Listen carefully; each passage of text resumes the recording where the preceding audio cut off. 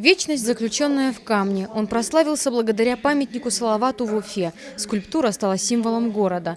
В музее имени Туганова открылась экспозиция работ Сусланбека Тавасиева, посвященная 120-летию со дня рождения великого скульптора.